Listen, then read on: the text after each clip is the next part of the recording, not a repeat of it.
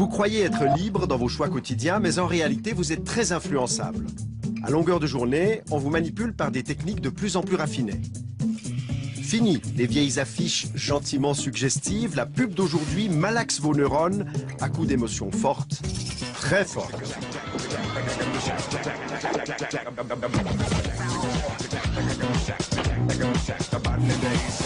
Dans l'heure qui suit, vous allez voir comment vous vous faites influencer par les slogans, les images et les étiquettes trompeuses. La preuve, nous avons rempli 2 bouteilles avec le même vin. 2 bouteilles portant des étiquettes différentes, l'une prestigieuse, l'autre médiocre. C'était le même vin et pourtant tous nos dégustateurs sont tombés dans le panneau. C'était les deux mêmes, c'était vraiment les deux mêmes. Ok. C'est pas possible. Vous êtes sûr? Oui, je suis sûr. Votre comportement est aussi très malléable. Avec quelques impulsions électriques, on peut faire de vous un brave altruiste ou un sale égoïste. Ça se pratique dans un laboratoire de Bâle où des chercheurs sont parvenus à modifier les réactions d'un spécimen en envoyant des impulsions magnétiques dans son cerveau. Vous verrez tout à l'heure que ça n'est pas de la science-fiction.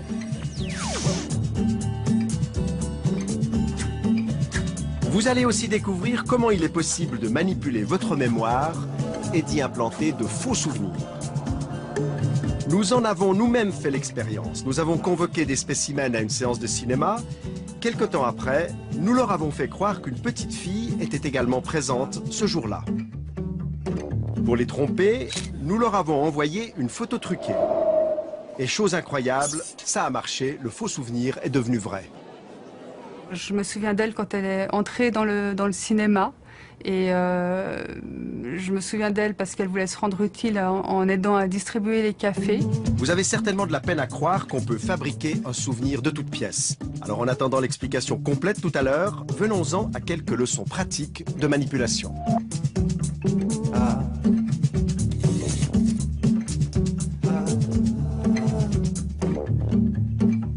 Bonsoir. Tout au long de cette émission, vous allez voir des expériences de manipulation très surprenantes. À longueur de journée et quasi en permanence, nous sommes mis sous influence. Dans ce café, par exemple, vous allez assister à une scène très banale. Un couple qui déjeune tranquillement à une table. Mais en réalité, en quelques minutes, plusieurs techniques de manipulation vont être utilisées. Regardez. J'ai trop mangé. Ça a été un petit dessert? Oh non. On a la tarte aux framboises de maman si jamais elle est succulente. Oui, bon bah finalement d'accord. Allez. Je ferai un régime demain. Ouais. En fait, chérie, pour cette manif sur le partage des tâches, t'as réfléchi? Écoute, franchement, défiler en tenue de ménage avec un aspirateur à la main, c'est pas trop mon truc. Mais il nous faut des hommes qui jouent le jeu dans cette manif, sinon il n'y aura pas de photos dans la presse. Enfin, je veux pas te forcer, hein. Tu es tout à fait libre d'accepter ou non. Bon, d'accord. C'est vraiment pour te faire plaisir. On va la d'ici. Ça, c'est pour... Ah, bah 12 francs la mousse. J'espère que c'était des framboises bio. Bon, tu reprends un bonbon? Qu'est-ce que je laisse comme pourboire? 4 francs? Bon, allez, 5. Maintenant, on va revoir cette scène avec un psychologue spécialiste de la manipulation qui va nous la décortiquer en 3 moments clés. Ça a été un petit dessert? Oh non. On a la tarte aux framboises de maman si jamais elle est succulente. Il utilise une technique qui est bien connue et qui consiste à avoir un contact, mais pas n'importe quel contact. Contact, en général, c'est entre le coude et l'épaule, entre 1 et 2 secondes, sans effleurer, sans broyer. Et ce contact permet d'augmenter la probabilité de voir les gens faire, finalement, ce qu'on attend d'eux. Oui, bon bah finalement d'accord. Allez. Je ferai un régime demain. Il nous faut des hommes qui jouent le jeu dans cette manif, sinon il n'y aura pas de photos dans la presse. Enfin, je veux pas te forcer, hein. Tu es tout à fait libre d'accepter ou non. Mais là également, ce qui est utilisé, c'est une technique qu'on connaît bien, qu'on appelle le « vous êtes libre d'eux » et qui consiste à doter d'un statut de décideur, de sujet libre, la personne dont on recherche le concours. Alors on peut utiliser des formules comme « évidemment, vous êtes libre », mais on peut également utiliser d'autres formules comme « surtout ne vous sentez pas obligé » ou « c'est à vous de décider, c'est à vous de voir ». Dans tous les cas, on a le même résultat. Les gens déclarés libres se soumettent davantage. C'est-à-dire, en d'autres termes, ils font librement ce que vous souhaitez les voir faire et qu'ils n'auraient pas fait spontanément. Bon, d'accord. C'est vraiment pour te faire plaisir. On va la d'ici. Ça, c'est pour... Vous connaissez l'expression donnant, donnant. Le serveur ne fait rien d'autre qu'activer une norme de réciprocité. Il fait quelque chose pour vous qu'il n'était pas obligé de faire et il attend en retour de vous quelque chose que vous n'étiez pas obligé de faire. Qu'est-ce que je laisse comme pourboire? 4 francs? Allez, 5. Les petites techniques de manipulation sont omniprésentes dans le commerce. Le vendeur sait par exemple que l'acheteur est plus sensible à une baisse de prix affichée en pourcentage qu'en valeur absolue. Autre exemple, certaines marques de voitures diffusent un parfum sentant la voiture neuve dans leur voiture justement neuve pour qu'elle sente encore plus cette odeur si typique de voiture neuve. Les clients adorent ça.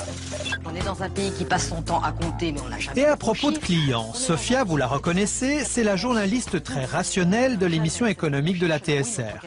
Elle passe ses journées à parler chiffres, budget et autres comptes transitoires. Et bien, une fois la porte du boulot fermée, ses envies et ses passions lui font perdre la raison. Exemple, lors d'une soirée de vente à domicile entre copines. Moi, j'étais partie en me disant je vais dépenser maximum 200 francs. Ce qui me semblait déjà une coquette somme pour des bougies. Hein. Puis quand je suis passée à la caisse, j'en avais pour, je crois, 450 francs. Mais comment Sophia en est-elle arrivée à dépenser 2 fois plus que prévu? Tout s'est passé selon un scénario bien rodé. Sans s'en rendre compte, Sophia s'est peu à peu retrouvée dans un engrenage qui l'a poussée à en acheter beaucoup. Est-ce que vous identifiez à un moment une forme de mise sous influence subtile du groupe ou de la vendeuse? Du groupe, à l'évidence. C'est inconscient, évidemment. Mais quand vous vous ouvrez à une amie en lui disant « Écoute, mais là, je crois que j'ai pas mal dépensé, mais j'ai encore envie de ce truc, là, de cette huile de massage, elle a l'air bien, la vanille et tout. » La copine, qu'est-ce qu'elle vous dit? Parce qu'elle vous veut du bien. Et moi, j'ai fait la même chose pour d'autres. Achète, allez au point où tu en es, achète. Et puis le rôle de la vendeuse dans cette séance-là en particulier, mais finalement elle est assez effacée. Elle crée un décorum et ensuite elle laisse que les choses se passent. Et de temps en temps, par petites touches comme ça, elle s'approche de quelqu'un qui est en train de lorgner du côté du catalogue et puis elle lui donne un petit renseignement. Là, elle vient vers vous et elle vous propose encore un petit quelque chose. Mais ce n'est pas très appuyé comme démarche. Donc vous n'avez pas l'impression qu'elle vous pousse à la consommation. Même si quelque part elle le fait, évidemment. Et ça n'est pas tout, car si Sophia aime les bougies, elle adore le maquillage. Une amie m'avait offert un bon pour une séance de maquillage à mon domicile. J'étais avec ma mère. Et puis cette jeune fille est venue avec une petite mallette. Elle était la représentante d'une marque de cosmétiques connue. Et d'abord elle m'a fait un maquillage et je me trouvais mais canon. Puis ensuite elle m'a dit mais vous pouvez acheter les produits. Oh, ça c'est bien. Et alors là la fille était vraiment active. Elle a dû flairer le pigeon. Et alors elle me disait, voyez Sophia par exemple, le crayon blanc, ça fait, si vous voulez avoir l'œil plus grand, alors je dis oui, je veux avoir l'œil plus grand. Ah ben il faut acheter ce crayon blanc. Et alors j'achète le crayon blanc. Voyez Sophia, ce mascara, alors comme celui-là, il n'y en a pas d'autre. Et j'ai envie de la croire à ce moment-là. Alors ne me demandez pas qu'est-ce qui vous pousse à la croire, je ne sais pas très bien, mais j'ai envie de la croire à ce moment-là. Et je me dis que si j'achète ce mascara, j'aurai le cil plus long. Et donc je plonge. Et je me suis retrouvée avec une ardoise de 800 et quelques francs, avec une mère décomposée à côté de moi qui me disait ma fille est folle, et j'étais un peu folle. Ouais. Pousser une acheteuse comme Sophia à mettre le doigt dans l'engrenage de la dépense, ça relève d'une habile technique de persuasion. Une technique qui a été décortiquée dans les années 60 par des psychosociologues américains.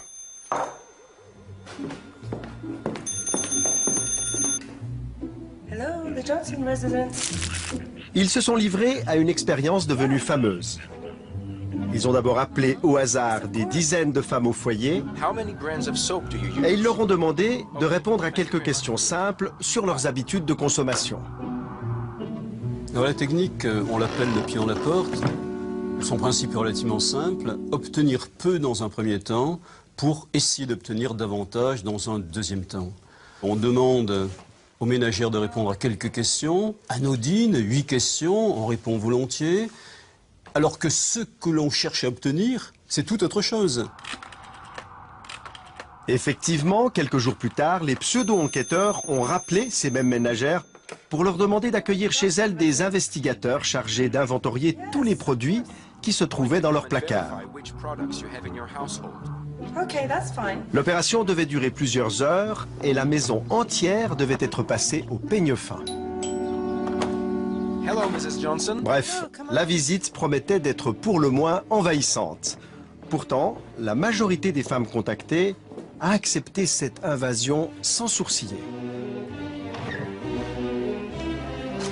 Que montre la recherche? Elle montre que si on avait directement demandé aux gens, aux ménagères, de recevoir cette équipe d'enquêteurs, la probabilité aurait été relativement faible, 23%.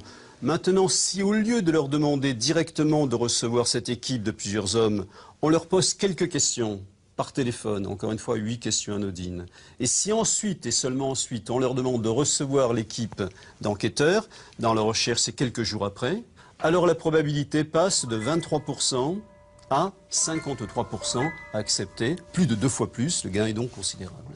Comme quoi, la technique du pied dans la porte, s'il vous plaît, ça marche.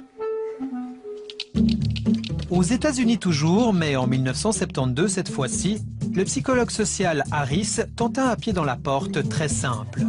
Dans la rue, il commença à demander l'équivalent de 2 francs suisses aux passants. Il justifia cette demande en disant qu'il n'avait pas assez d'argent pour prendre le bus. Très peu de personnes répondirent positivement à sa demande. Ensuite, il changea de tactique. Il commença d'abord par leur demander l'heure. Ainsi, il reçut beaucoup plus d'argent. Presque 40 ans après, l'expérience de Harris, est-ce que ça marche encore? Eh bien, c'est ce qu'on va tester ici à Lausanne avec des Lausannois. Pour commencer, je vais directement leur demander une petite piécette. Bonjour monsieur, vous auriez 2 francs, c'est pour prendre le bus. Non, désolé. Bonjour madame, vous auriez 2 francs, c'est pour le bus. Vous auriez 2 francs, c'est pour prendre le bus. Non, je pas 2 francs. Ah bah je peux aller à pied pour monsieur. Bonjour, vous auriez 2 francs, c'est pour prendre le bus. Dans ce premier cas de figure, seuls 10% des passants ouvrent leur porte-monnaie. C'est gentil. Bon bah je suis pas encore riche, hein, mais maintenant on va essayer autre chose. Je vais commencer par leur demander l'heure, une demande qu'ils ne peuvent pas refuser, et ensuite je vais en profiter pour leur demander un petit peu d'argent. On va voir ce que ça donne. Bonjour madame, est-ce que vous pourriez me donner l'heure s'il vous plaît? Oui. C'est 4h20. 4h20. Est-ce que vous pourriez également me donner 2 francs pour le bus s'il vous plaît? Non. Tant pis. 25. 4h25. Est-ce que vous auriez juste 2 francs pour le bus? Je sais pas. Dans ce deuxième cas de figure, 40% des passants, soit 4 fois plus que tout à l'heure, sont prêts à donner de l'argent après avoir donné l'heure. Voilà. Merci beaucoup. De rien. Au revoir. Au revoir. Rien de plus. J'ai pas de monnaie du tout. Désolée. Tant pis. Au revoir. Cette proportion de 40%, on la retrouve dans la plupart des études scientifiques. C'est vrai? C'est gentil. Parfait. Merci beaucoup. Au revoir. Eh ben, incroyable, ça marche. J'ai 6 francs dans les mains. Alors la prochaine fois, si vous avez quelque chose à demander à votre femme ou à votre mari, vous avez intérêt à leur demander l'heure d'abord. Chérie, j'ose te demander l'heure, s'il te plaît? Bien sûr, mon ange. Il est 22h35. Merci. J'ose te demander le livre sur les couples qui durent. Je me suis dit que ce serait bien que je le lise aussi. Bien sûr, mon lapin. Tiens, voilà. Merci.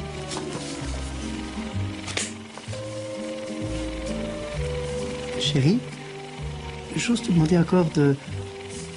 Enfin, on peut faire l'amour? Bien sûr, mon trésor. Ça marche. Dans cette autre expérience mise au point par le professeur Joule, on va voir comment on peut inciter un passant à devenir serviable. Au premier acte, Luigi se promène dans une rue déserte et laisse tomber négligemment un billet de 20 francs. But de l'exercice, voir si les passants vont lui rendre le billet.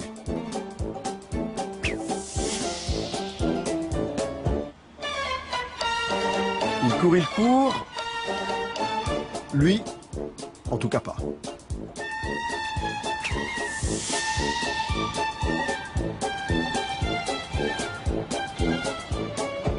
Et celui-là non plus, de toute évidence. Et si on change de rue? Ah, une femme. Oui, allô? Oui? Ok, oui. Très bien. Oui. Bien essayé, mais pas très insistante. Non, pas forcément. Il faut dire que selon les recherches scientifiques, dans cette situation où ils ne se sentent pas observés, seuls 20% des passants rendent le billet. Voyons maintenant ce qui se passe si on ajoute une petite technique de manipulation dans l'histoire. Au deuxième acte, on fait intervenir un faux touriste qui demande son chemin. Salut. Tu sais où c'est le pont Bessières? Le pont Bessières, c'est le pont qui est juste là-bas. Okay. Juste, le prochain là, c'est pas celui qui est là-bas? Non, ok, c'est cool. Là-bas. Merci, ciao. Pareillement. Cette fois, les passants commencent par rendre un service. Tous acceptent de renseigner le faux touriste et lorsqu'ils aperçoivent le billet, leur attitude change. Dans ce cas de figure, les recherches ont montré que 40% des passants rendent l'argent. Merci bien. Au revoir. Tout se passe comme si le premier comportement avait permis à la personne d'établir un lien entre ce qu'elle a fait et ce qu'elle est, à savoir serviable. Elle n'était pas obligée d'expliquer où se trouve la gare, où se trouve le cours Mirabeau, ou la tour Eiffel. Elle n'était pas du tout obligée. Elle l'a fait. Elle ne l'a pas fait pour obtenir une récompense. Elle ne l'a pas fait pour éviter une punition. Et donc, elle va en inférer que finalement, si elle l'a fait, c'est parce qu'elle est quelqu'un de serviable. Et au coin de la rue, voilà une opportunité qui lui permet effectivement de se montrer qu'elle est effectivement serviable. Suivez le pavé. Ok. Merci beaucoup, monsieur. Au revoir. Lorsqu'on demande aux gens pourquoi vous avez réagi de cette façon-là, et les gens se drapent dans leur dignité pour vous dire mais enfin je suis comme ça. C'est dans ma nature d'eux. Vous voyez, donc il n'y a pas forcément conscience du processus par lequel ils ont été amenés à faire ce qu'ils ont fait, mais ils en appellent directement à ce qu'ils sont. C'est gentil. En d'autres termes, cessez de croire que vous êtes serviable et demandez-vous plutôt ce qui vous pousse à l'être. Merci beaucoup, madame. C'est gentil. Merci. Quand il s'agit de manipulation, on peut dire que l'habit fait le moine. En effet, si vous voulez augmenter la valeur d'un produit et le vendre plus cher, n'hésitez pas à soigner son emballage. Une expérience a démontré que le même article de journal mis en page dans le canard à sensation Le Blick ou dans la très respectée NZZ peut être à la fois considéré comme très léger ou au contraire comme très sérieux. Mais s'il y a un domaine où l'emballage compte, c'est celui du vin. Petite expérience de manipulation. Je vous laisse vous asseoir. Bienvenue à l'école hôtelière de Genève. Donc l'idée aujourd'hui, c'est de vous faire déguster 4 pinots noirs de régions différentes. Vous allez les goûter les uns après les autres, me donner votre impression rapide, et puis à la fin, le meilleur des 4 et puis le moins bon.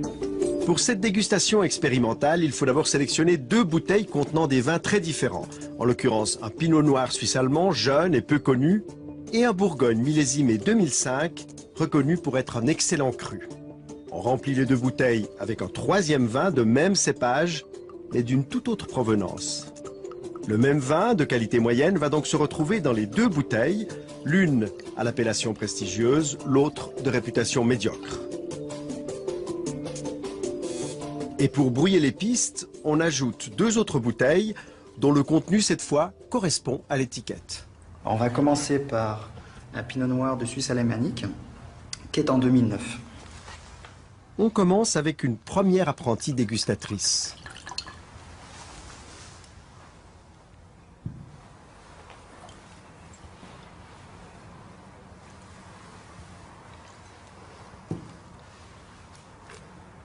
Il est bien de Suisse alémanique, on sent. Vous sentez là. Qui rappelle les terroirs de là-bas. Bon, bah c'est déjà bien parti. Suivante. Moi, je dirais qu'il est très léger. Très léger comme pinot noir. Il a pas beaucoup de tanins. Il y a une petite acidité qui me gêne un peu. C'est le premier goût, ouais. Un peu sur le retour. Très bien, on vous fait grâce des appréciations sur le 2e vin qui nous intéresse moins et on passe à la 3e bouteille. Donc le 3e va être un Gevrey Chambertin, un premier cru en Bourgogne, 2005. Ce grand Bourgogne qui, rappelez-vous, est exactement le même vin que celui de la première dégustation.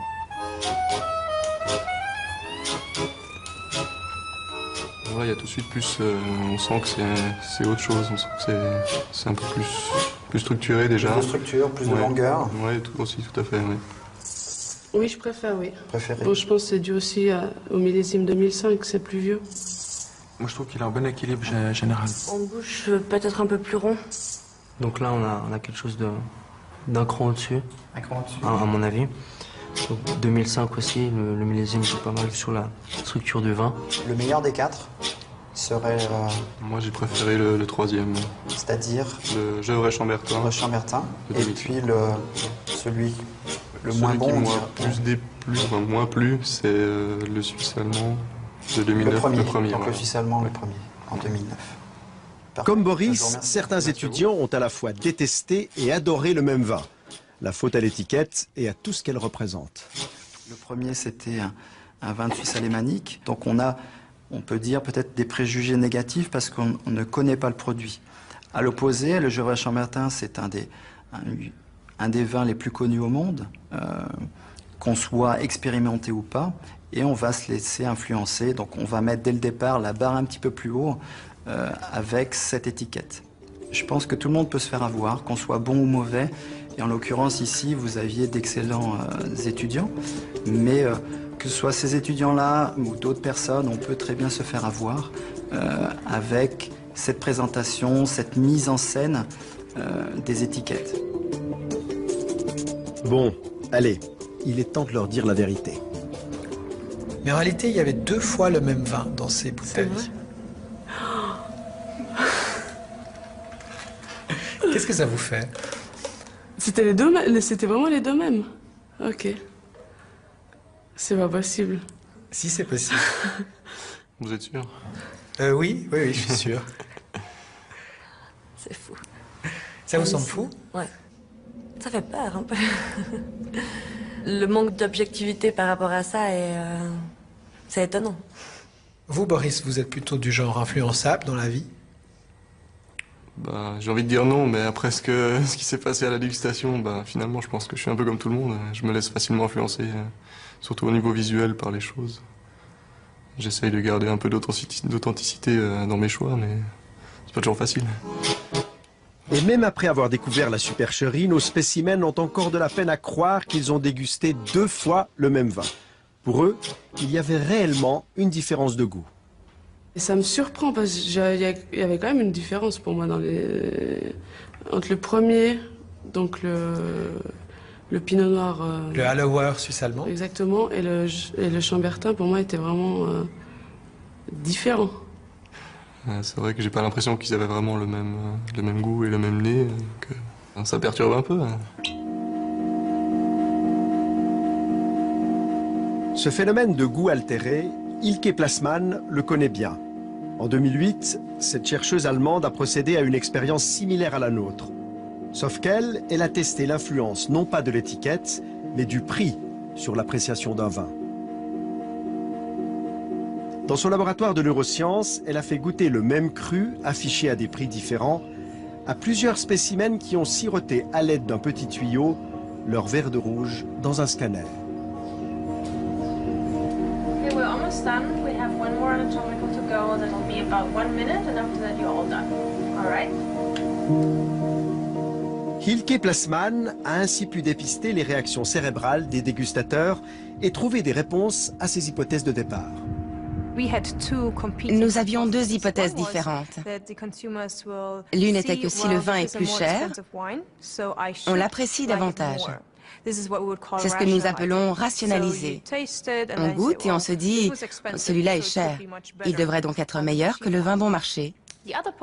Notre deuxième hypothèse était que la différence de prix peut modifier la perception elle-même du goût. Nous avons découvert que sur un plan neurologique, le prix de la bouteille change véritablement la manière dont les goûteurs perçoivent la saveur du vin. Donc ils ne pensent pas seulement que le vin cher est meilleur, ils le ressentent aussi, parce que la partie de leur cerveau qui détecte les sensations et les saveurs agréables leur en donne le signal neurologique.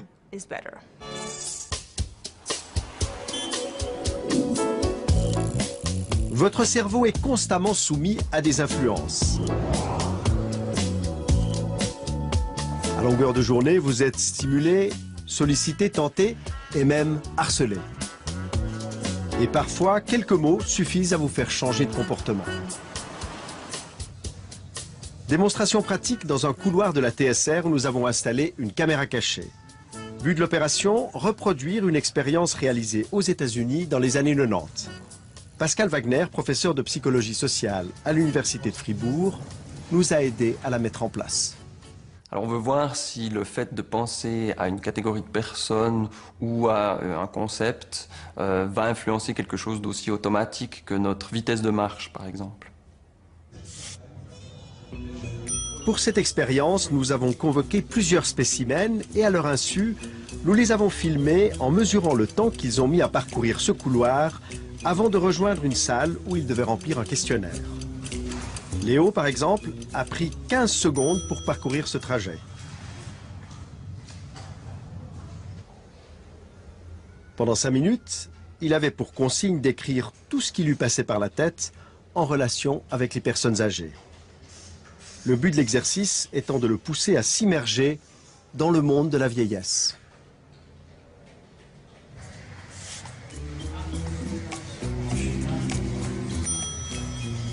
Une fois l'exercice terminé, nous avons calculé le temps que Léo a passé pour parcourir le couloir dans l'autre sens.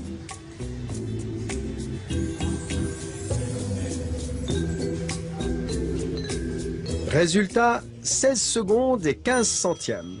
Il a donc ralenti le pas au retour. Et même si elle est minime, cette différence est significative. Elle n'est pas l'effet du hasard. L'exercice a été répété plusieurs fois et la plupart des personnes testées ont marché plus lentement sur le trajet du retour. Le fait de penser aux personnes âgées va forcément nous faire penser à des choses stéréotypiques des personnes âgées. Quand on pense aux personnes âgées, on pense plutôt par exemple à la lenteur de déplacement. Et donc, le fait de penser à cette lenteur aurait un effet direct sur notre comportement, un effet inconscient. Le fait d'évoquer la lenteur nous ferait nous-mêmes nous déplacer plus lentement.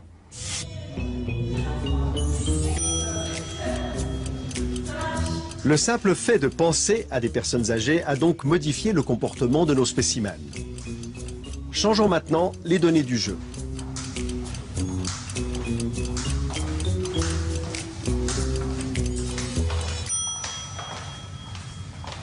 Et regardons ce qui se passe si on remplace le questionnaire sur la vieillesse par un questionnaire sur la vitesse des athlètes et des sprinters.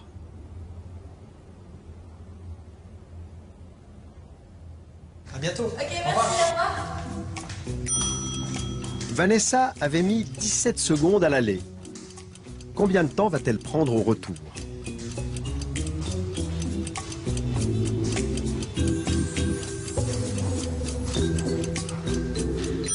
« 15 secondes, 2 secondes de moins.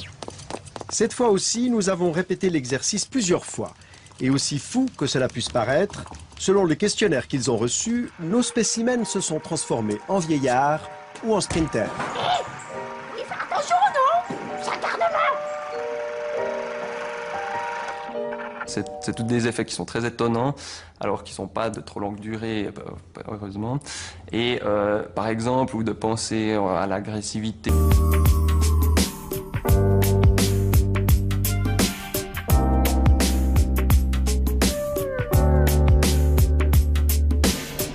Ça nous rend un peu plus agressifs.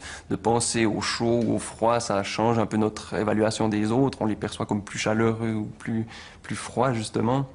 Et donc, c'est tout à fait étonnant, ces effets de nous penser sur notre comportement. D'abord parce qu'ils sont inconscients, donc on remarque pas du tout ces influences-là. Et elles peuvent être nombreuses. Et c'est étonnant aussi dans notre société un peu individualiste, où on a l'impression que l'individu est responsable de ses actes, est maître et responsable. Et là, ça montre que pratiquement chaque pensée qui nous vient de l'extérieur peut nous influencer quand même. C'est presque inquiétant d'imaginer ça. Alors oui, ça pourrait, dans un régime effectivement dictatorial où l'amorçage devient des slogans qui sont toujours les mêmes et à toute heure du jour et de la nuit, bien sûr que ça pourrait avoir des effets beaucoup plus grands.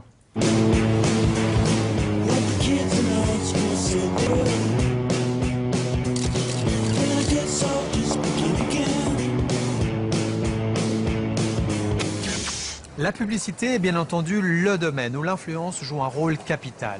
Influencer le consommateur, le pousser à acheter telle ou telle marque plutôt qu'une autre, voilà le défi de toute campagne publicitaire. Aujourd'hui, les spécialistes savent que pour vendre un produit, il est quasi inutile d'avancer des arguments rationnels, mais qu'il faut plutôt toucher nos émotions. Les subtilités de la pub n'ont plus de secret pour Martin Lindström. Ce jeune quadra danois, virtuose en marketing, est devenu le gourou des plus grandes marques de la planète. Coca-Cola, Nestlé ou encore Microsoft font régulièrement appel à lui. Lindström est un adepte du neuromarketing. Et pour savoir ce que vous pensez, vous les consommateurs, il ne recourt ni aux sondages ni aux statistiques. C'est votre cerveau qui l'intéresse. Plus nous arriverons à comprendre précisément le comportement inconscient, plus ce sera facile de contrôler les préférences des consommateurs pour une marque plutôt que pour une autre. Pour observer l'impact des pubs dans la tête des consommateurs, Martin Lindström s'est servi d'un électroencéphalogramme. Il a mesuré la réaction cérébrale de dizaines de téléspectateurs qui regardaient la version américaine de la Nouvelle Star. Une émission sponsorisée par plusieurs marques qui cherchaient à se profiler. Pour certaines, ça a été le bide. Ford était en fait la marque qui a le moins bien réussi. Pourquoi? Eh bien, c'est très intéressant. D'abord, on se demande ce qu'une voiture a à faire avec un concours de chant. Tout à coup, les téléspectateurs voient une voiture au milieu du show et ils pensent « mais ça n'a rien à voir ». Et chose intéressante, cette pensée n'apparaît pas dans la partie consciente de leur cerveau, mais dans leur inconscient. C'est presque comme s'ils se disaient « hé, je suis en train de regarder une émission en ce moment, pourquoi diable doit-elle être interrompue par une voiture ?» Alors le cerveau se dit à lui-même, comment est-ce que je peux me débarrasser de cette information? Et il se débarrasse du nom de la marque, Ford. Ce résultat de notre recherche était choquant pour Ford parce que nous avons découvert que le cerveau a littéralement gommé la marque car il ne voulait pas que l'émission soit interrompue. À la poubelle donc, les 26 millions de dollars investis par Ford. Alors que Coca-Cola, plus discret, a brillamment réussi sa campagne. Ils ont placé des indices subliminaux dans le décor. On voyait Simon Cowell en train de lever un verre de coca en faisant « ah » ou on apercevait un canapé avec une forme bizarre correspondant au galbe arrondi de la bouteille de coca, ce qui est la signature de la marque. Ils plaçaient donc systématiquement ces formes arrondies dans le décor pour que, de manière inconsciente, on se dise tout d'un coup « Hé, j'ai vraiment envie d'un coca », mais sans savoir pourquoi. Et le fait de ne pas savoir nous rend moins sceptiques, et ainsi il y a plus de chances qu'on court vers le frigo pour y prendre un coca. La publicité allusive peut être diablement efficace. Martin Lindström l'a expérimenté lui-même. Nous avons fait une expérience avec une marque de cigarettes connue. Nous avons installé 2 affiches dans Los Angeles. Sur l'une, il y avait un cow-boy qui regardait le paysage. Sur la deuxième affiche, il y avait le même cow-boy, mais cette fois-ci avec le nom de cette marque. Et devinez ce qui s'est passé. Avec le logo, l'impact publicitaire était 2 fois moins efficace que sans le logo. On sait donc aujourd'hui que si on vous dit le nom d'une marque, vous êtes moins influencé parce que vous devenez méfiant. Vous vous dites « Hey, ils veulent me persuader d'acheter plus, mais je ne veux pas ». Mais en voyant le cow-boy, vous pensez « Hey, j'ai envie d'une cigarette ». Et dans ce cas, vous êtes sous influence. Les pubs les plus percutantes au monde sont des pubs sans logo. Par exemple, les écouteurs blancs. Il suffit de les regarder pour savoir que c'est un iPod, que c'est Apple. Ce qui va arriver à l'avenir, c'est que les marques vont être dissimulées. Les produits ne vous diront pas qui ils sont. Vous le devinerez. Et quand vous le devinez, il arrive 2 choses. D'abord, votre filtre de scepticisme baisse. Et ensuite, vous êtes en interaction avec le produit. Quand vous êtes en interaction, vous vous souvenez de beaucoup plus de choses que si vous êtes juste un observateur passif. À l'avenir, le logo va donc disparaître et les symboles vont prendre le dessus. L'odeur de la voiture, la sonnerie du téléphone, le toucher de la télécommande. Et toutes ces choses vont raconter une histoire indirecte sur la marque et c'est vous qui allez deviner qui c'est. On fait disparaître les logos et on fait appel à d'autres sens que l'ouïe ou la vue. Désormais, c'est votre odorat qu'on titille.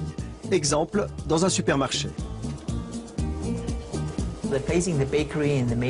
Les grandes surfaces ne placent pas la boulangerie près de l'entrée parce que c'est la meilleure place pour y faire du pain. En réalité, c'est le pire endroit du point de vue opérationnel. Mais sur le plan sensoriel, c'est un endroit idéal. Parce que l'odeur du pain qui sort du four est irrésistible. L'odeur est le seul stimulus sensoriel qui contourne la partie irrationnelle de notre cerveau. Il touche directement aux émotions. On ne peut pas y résister. On se dit, je commence à avoir faim. Et évidemment, plus on a faim, plus on achète. Lutter contre l'influence de la pub, c'est la bataille de David contre Goliath. Et dans cette histoire, David s'appelle Rémi Douat et il vit à Paris. Moi, en tant que passant, en tant que citoyen, en tant qu'individu dans la ville, je me sens agressé par cette publicité. Moi, je ne suis pas un anti-pub fervent.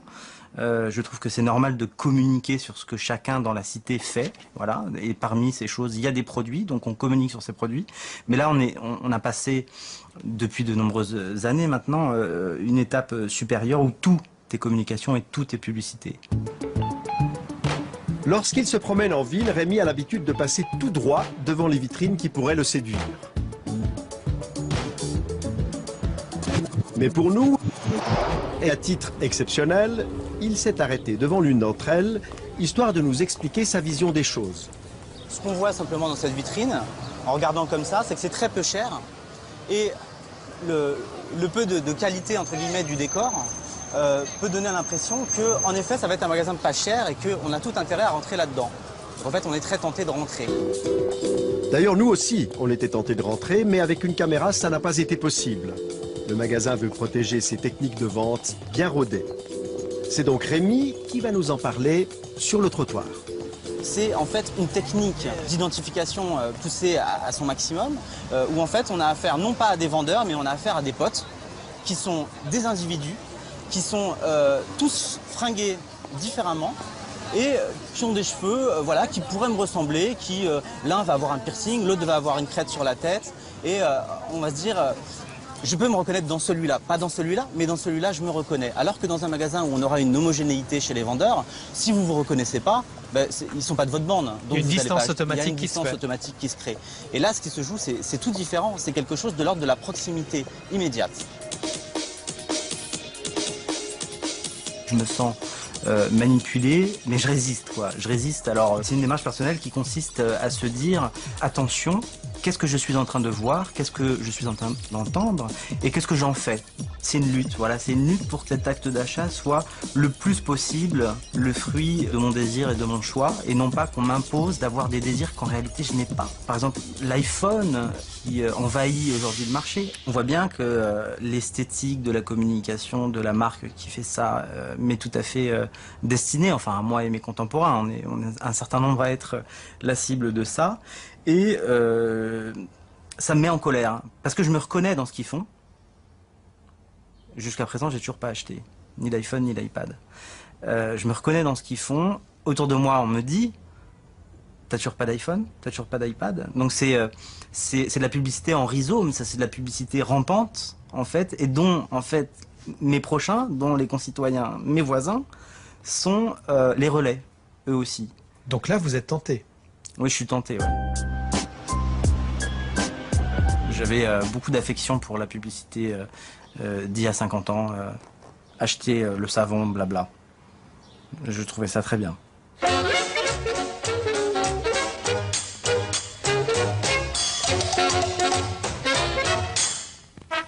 ça presse, quand ça presse, quand ça presse, pour toute la lessive entre deux, quand ça presse, c'est avec Express Liquide que ça va le plus vite. Parce que c'est déjà liquide. Express Liquide pour le lavabo et aussi pour la machine à laver. Une publicité a atteint son but si on se souvient d'elle, si elle reste marquée dans notre mémoire. La mémoire, c'est justement un espace qu'on a cru pendant longtemps inviolable. Mais en réalité, aujourd'hui, les chercheurs savent que nos souvenirs sont malléables et qu'il est donc possible de les manipuler. Le professeur Martial van der Linden de l'Université de Genève est un des quelques spécialistes mondiaux de la mémoire et de ses mécanismes.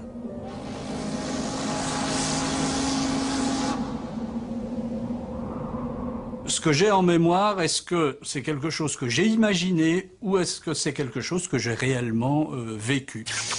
Le professeur van der Linden a mis au point une expérience qui prouve combien il est facile de confondre la réalité avec l'imaginaire.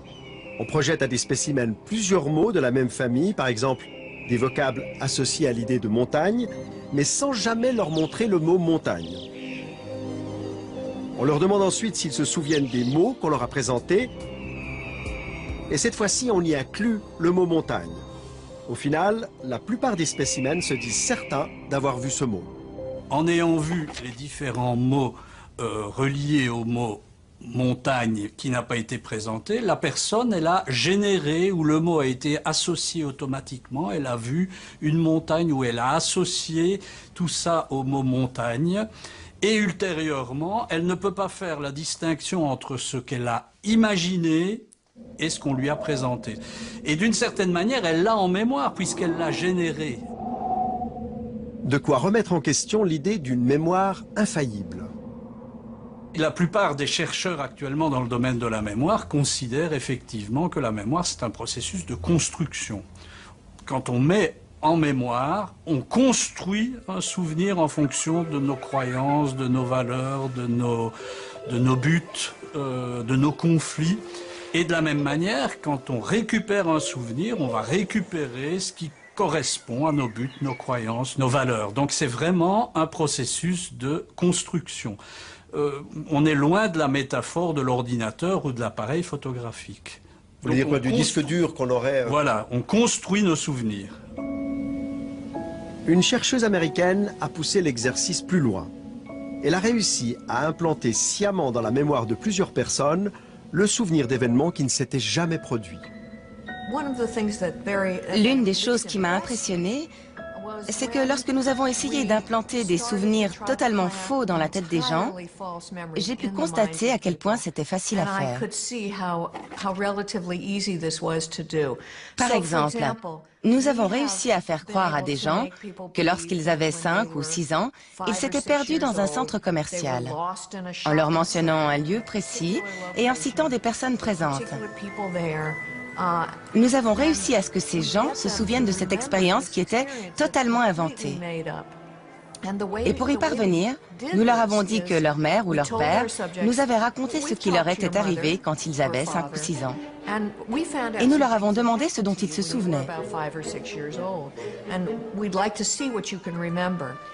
Ensuite, nous leur avons raconté quelques détails de cette histoire inventée, cette expérience de s'être perdu, d'avoir peur, d'avoir pleuré, et puis d'avoir été retrouvés et remis à leur famille.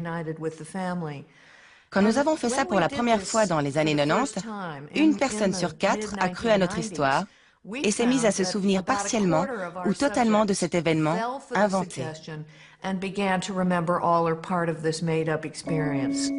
Dans une autre expérience, des chercheurs ont emprunté une photo tirée de l'album familial de plusieurs spécimens. À partir de cette image et grâce à un montage, ils ont créé de toutes pièces une photo représentant un tour en montgolfière.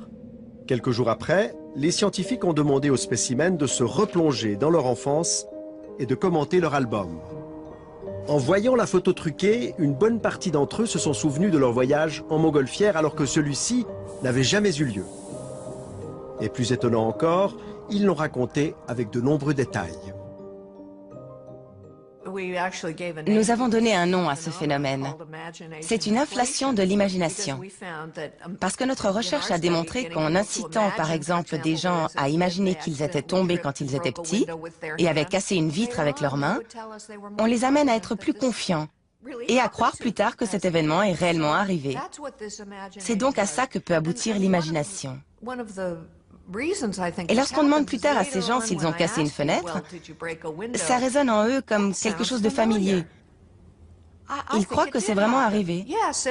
Mais cette familiarité est due au fait qu'on leur a fait imaginer cet événement en les aidant à construire ce processus imaginaire. Nous avons essayé, nous aussi, d'implanter un faux souvenir dans la tête de quelques spécimens avec lesquels nous avions tourné une séquence dans un cinéma.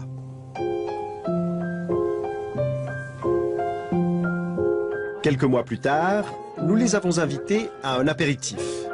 À cette occasion, nous leur avons raconté une fausse anecdote soi-disant survenue lors du tournage. Nous leur avons fait croire que Luna, une petite fille devenue notre complice pour l'occasion, était présente dans le cinéma ce jour-là. Moi, je me souviens de toi, Luna. Et qu'elle avait renversé du café sur le pantalon de Luigi. Heureusement que tu te rappelles toi aussi. Au cinéma. Vous étiez là, vous, quand Luna nous servait les cafés, puis c'est avant qu'on tourne, quoi. C'était la Elle a honte. renversé le truc. Pour bien implanter ce faux souvenir dans leur mémoire, nous avons utilisé une vraie photo du tournage, mais en y ajoutant la petite Luna. Durant l'été, nous avons envoyé ce photomontage parmi d'autres photos souvenirs à nos spécimens. À l'automne, nous leur avons demandé de nous raconter quelques anecdotes sur le tournage. Bonjour. La présence de la petite Luna, allait-elle faire partie de ses souvenirs? Notre expérience a-t-elle marché? Quand je suis arrivée, elle devait être à la caisse. Donc je l'ai juste aperçue. Elle était dans la cage à l'entrée, où il y avait les biscuits, où on servait les cafés. Hein. Mais après, je me rappelle vraiment pas. Caroline, elle, ne se souvient pas de la tache de café, mais elle garde un souvenir très précis de Luna. Alors, Luna, je me souviens plutôt comme une petite fille un peu timide.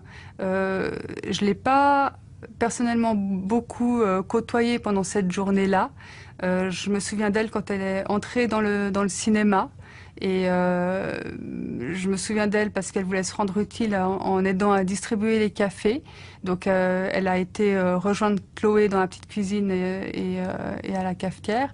Et par la suite, je l'ai personnellement pas beaucoup vue, mais je me souviens d'un moment en fait où elle était un peu recroquevillée vers Chloé, un peu... Donc je l'ai sentie assez timide en fait, et c'est l'image que j'en ai gardée d'elle. C'était une petite fille, visage un peu triste, en tout cas un peu fermé vers la machine à café. Durant cette interview, ce qu'on a essayé de faire avec vous, c'est de vous faire rappeler d'un souvenir qui est faux.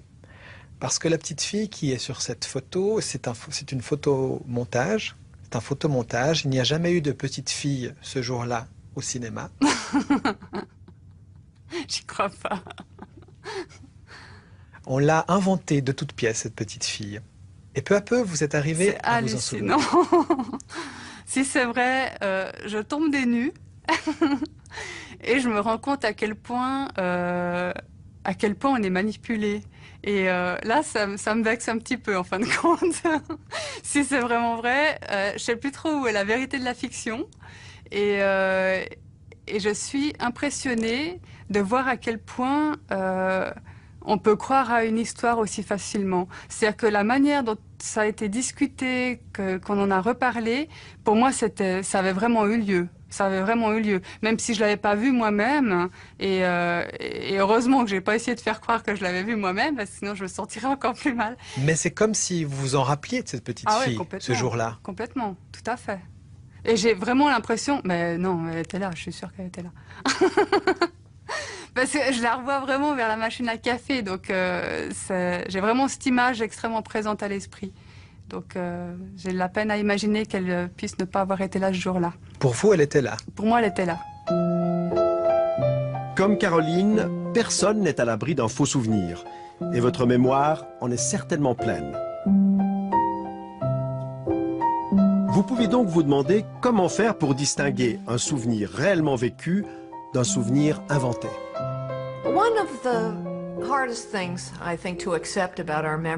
L'une des choses les plus difficiles à accepter concernant notre mémoire, c'est que, sans vérification, il n'y a aucun moyen valable de savoir si un souvenir est vrai ou s'il est produit de l'imagination, des rêves ou d'un autre processus.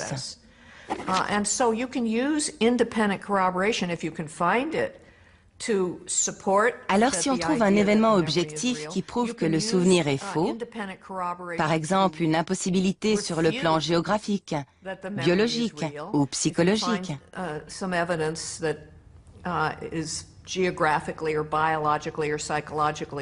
alors on sait que ce souvenir est inexact. Mais sans cet événement objectif, il est quasiment impossible de faire la différence entre un vrai souvenir et un faux.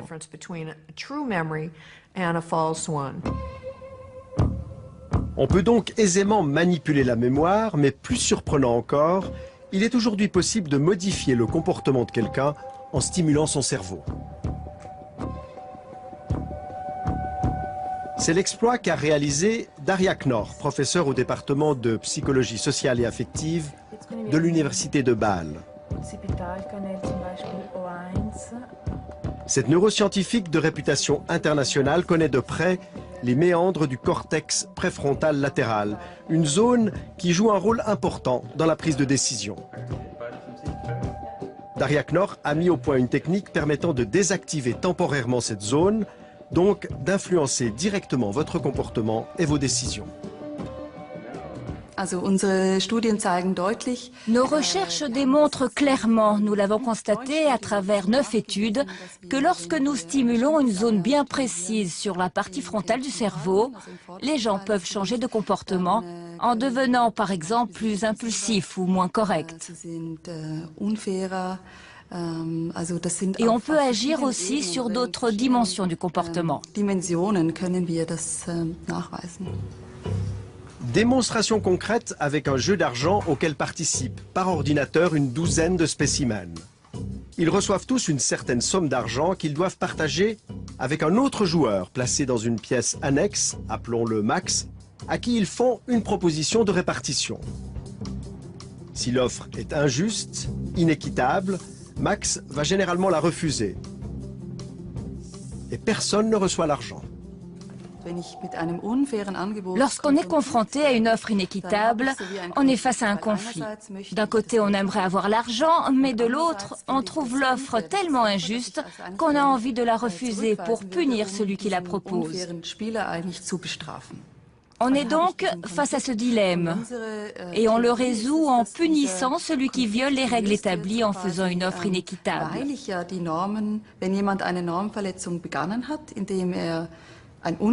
Mais pour le punir, il faut pouvoir contrôler ses propres pulsions égoïstes et rejeter l'offre, donc renoncer à avoir l'argent.